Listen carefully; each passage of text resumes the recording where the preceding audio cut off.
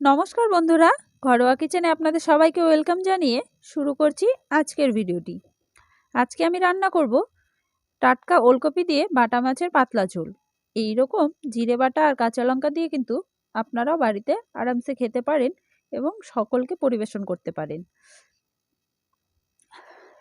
আমি যতটুকু মশলা ব্যবহার করব, আশা করি সেই মশলাটুকু কারোর পক্ষে ক্ষতিকারক হবে না। তাহলে বন্ধুরা, পুরো ভিডিওটি কিন্তু অবশ্যই দেখতে হবে। কোনো একটা পার্ট স্কিপ করে গেলে হয়তো সেখানে আমি কিছু বলেছি বা দেখিয়েছি, সেটা কিন্তু আপনারা দেখতে পাবেন না। তাহলে চলুন ভিডিওটি শুরু করা যাক। এখানে আমি মাছগুলো খুব ভালো করে কেটে ধুয়ে নিয়েছি। দেখুন, মাছগুলো কিন্তু দেখতে বেশ সুন্দর। বাটা মাছ দেখতে কিন্তু খুবই ভালো লাগে, একদম সাদা মাছ দেখতে। আর এখানে আমি ওলকপি আর আলু কেটে নিয়েছি। আপনারা যদি চান আলুটা স্কিপ করে যেতে পারেন, তাতেও কিন্তু কোনো অসুবিধে নেই। আমি এখানে দুটো আলু দিয়েছি আর ওলকপি দিয়েছি। সবজিটা ভালো করে কেটে ধুয়ে নিয়েছি। এবারে আমি রান্নার প্রসেস শুরু করছি।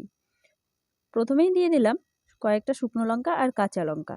আপনারা চাইলে শুধু কাঁচা লঙ্কা দিয়েও করতে পারেন। লঙ্কাটা কয়েক সেকেন্ড নেড়ে চেড়ে একটু ভাজা ভাজা করে আমি নামিয়ে নেব। লঙ্কাটা এভাবে ভেজে নিলে তরকারির স্বাদ কিন্তু বেড়ে যায়। এর মধ্যে এবারে আমি 1 চামচ মতো গোটা ধনে ভেজে তুলে রাখবো। আর এগুলো ভাজা কয়েক সেকেন্ডের মধ্যে কিন্তু হয়ে যায়।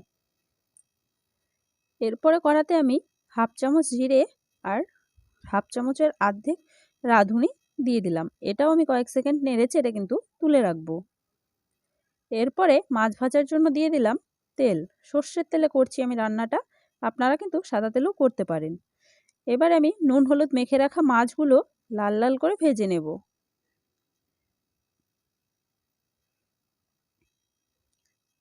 যেহেতু এগুলো টাটকা মাছ, একদম কড়া করে ভাজার কিন্তু দরকার পড়ে না।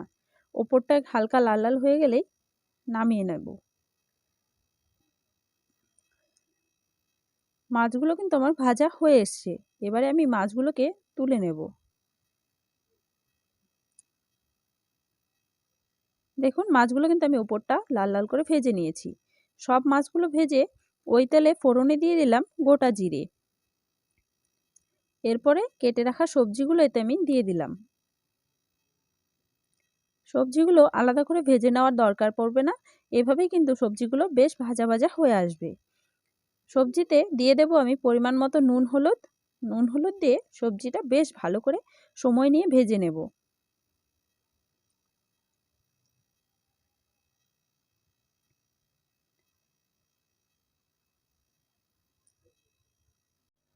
সবজিগুলো খুব ভালোভাবে ভাজা হয়ে গেছে।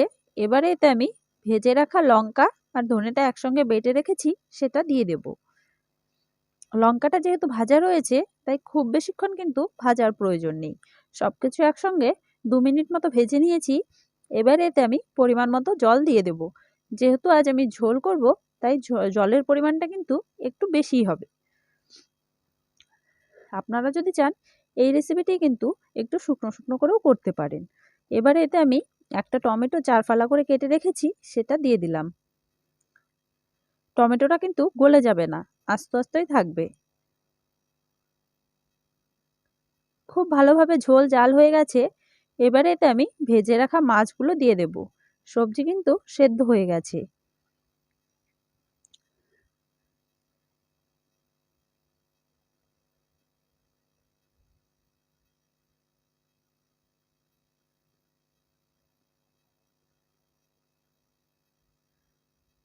মাছ দিয়ে এবার এতে আমি জিরে আর রাঁধুনি বাটাটা দিয়ে দিব।